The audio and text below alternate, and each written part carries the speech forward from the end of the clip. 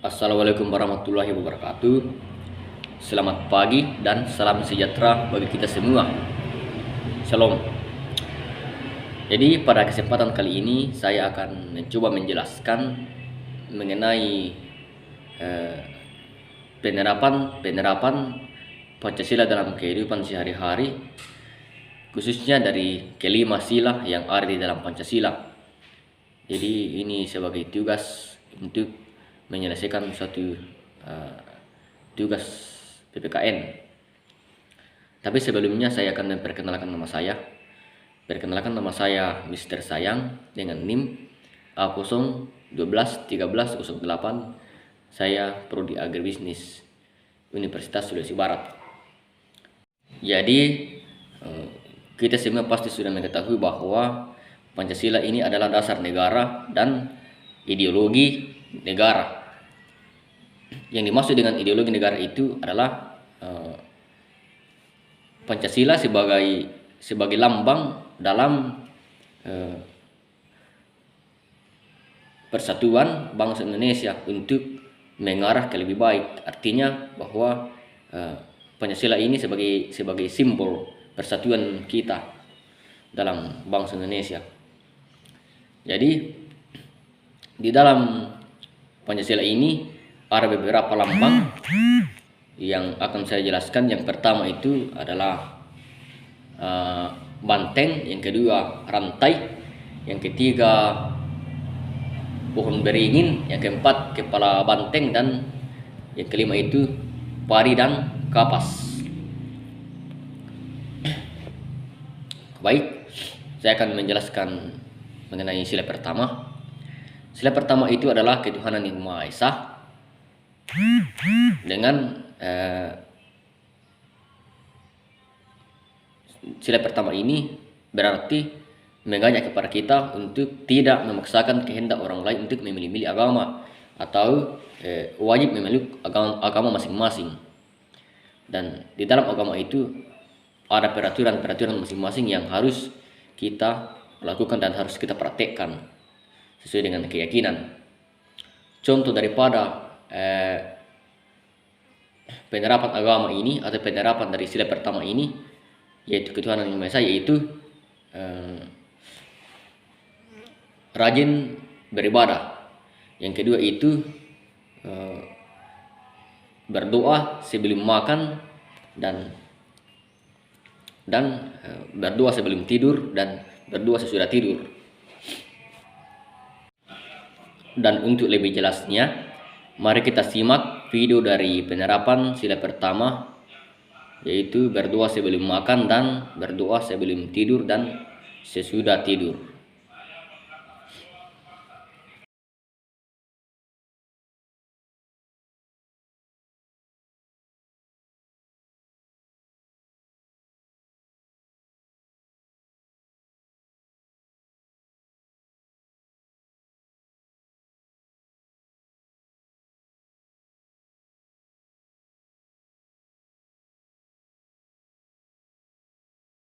Baik, dan itulah tadi video yang bisa saya terapkan pada sila pertama tentang ketuhanan, dan kita akan melangkah ke sila kedua.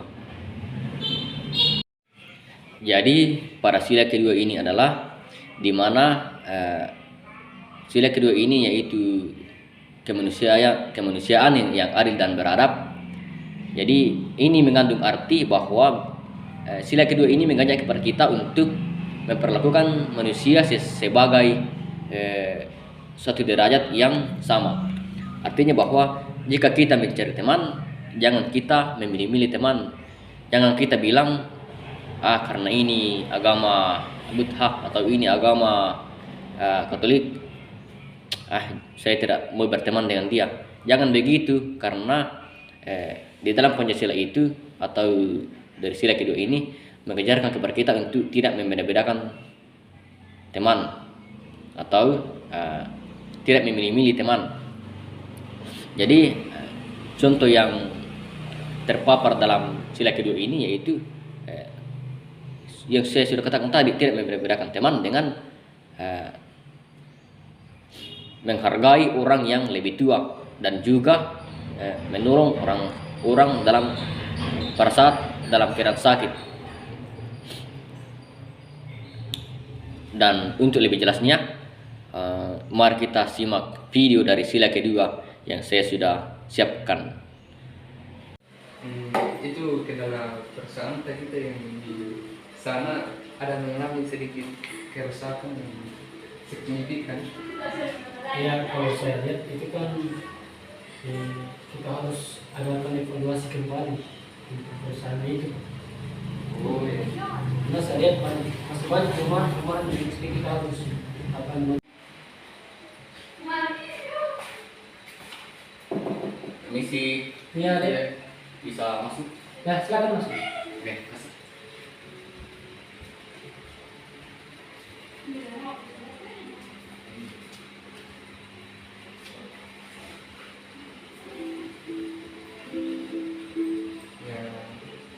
Jadi inilah contoh video penerapan dari sila kedua, dan kita langsung ke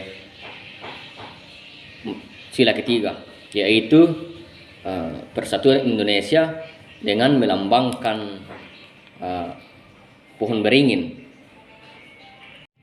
Jadi di dalam sila ketiga ini mengajarkan kepada kita untuk tetap bersatu dalam suatu bangsa. Seperti yang dikatakan dalam Bhinneka Tunggal Ika itu, atau semboyan bangsa Indonesia, dikatakan bahwa berbeda-beda tetapi tetap satu. Artinya bahwa jangan kita membeda-bedakan suku bangsa.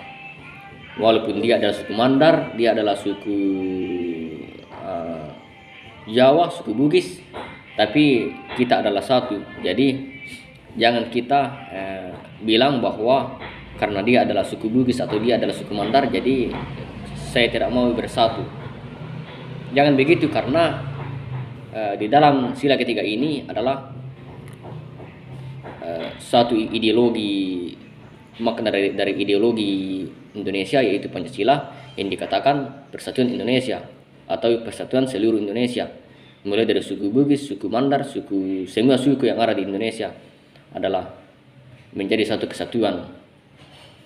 Sehingga Bhinneka Tunggal Ika menegaskan bahwa semboyan bangsa Indonesia adalah berbeda-beda tetapi tetap satu. Dan contoh penerapan yang ada dalam sila ketiga ini yaitu cinta tanah air, 2 gotong royong, dan yang ketiga adalah kita harus menjaga toleransi atas umat beragama, atau bagaimana kita sebagai manusia harus mampu menghargai setiap agama orang lain. Dan untuk lebih jelasnya, mari kita simak dari video berikut.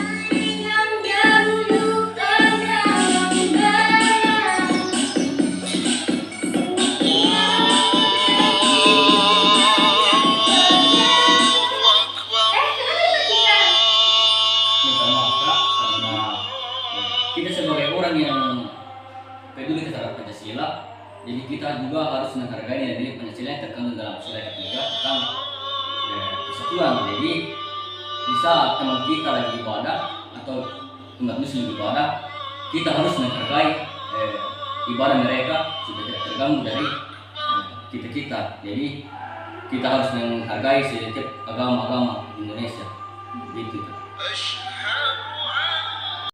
Jadi itulah tadi contoh video penerapan dari sila ketiga, dan kita langsung ke sila keempat. Oke, baik. Jadi kita akan melangkah ke sila keempat, yaitu kerakyatan yang dipimpin oleh hikmat kebijaksanaan dalam permusyawaratan perwakilan. Jadi ini adalah sila keempat yang melambangkan kepala banteng, yaitu bagaimana kita harus tegas dalam mengambil keputusan. Tetapi dalam mengambil keputusan itu kita harus memperhatikan musyawarah, artinya bahwa jangan kita mengambil keputusan sendiri, kita harus berpihak kepada musyawarah. Kita harus menghargai pendapat orang lain dan kita harus mengutamakan kepentingan bersama. Jadi itulah penerapan-penerapan yang dapat saya sebutkan dalam sila keempat ini, yaitu kerakyatan. Jadi mari kita simak video penerapan dari sila keempat, yang dimana setiap masalah itu harus kita lakukan secara musyawarah.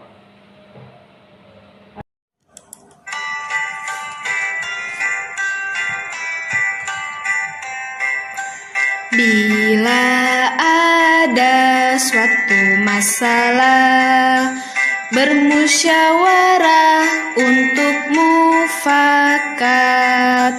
Apa usulmu dengan temanmu? Jadi itulah tadi video dari sila keempat, dan kita langsung masuk ke dalam pengertian sila kelima. Jadi di dalam sila kelima ini tentu sangat banyak nilai-nilai Pancasila yang perlu kita perhatikan. Contohnya adalah menghargai hak orang lain.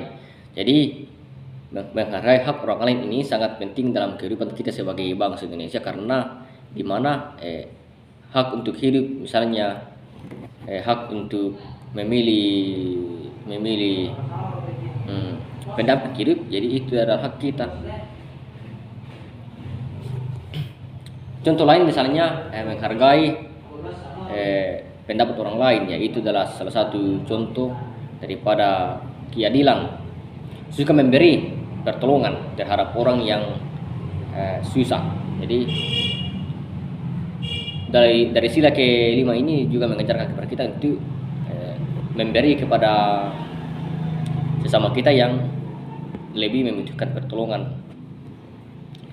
Tidak berbuat curang dan gotong royong. Jadi misalnya dalam suatu masyarakat itu ada yang perlu digotong royong, misalnya dalam pembangunan, jadi tidak apa-apa misalnya kita melakukan gotong royong, karena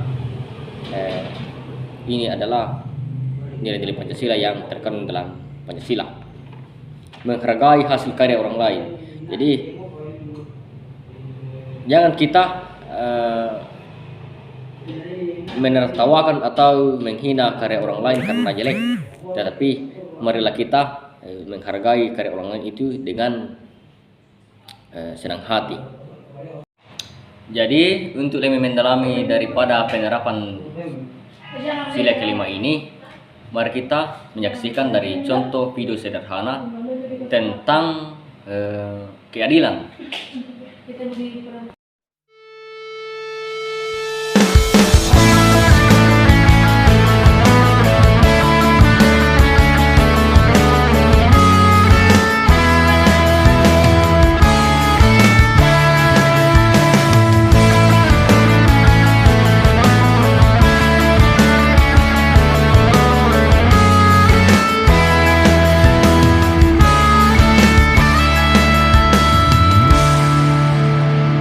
Dengarkan suara kita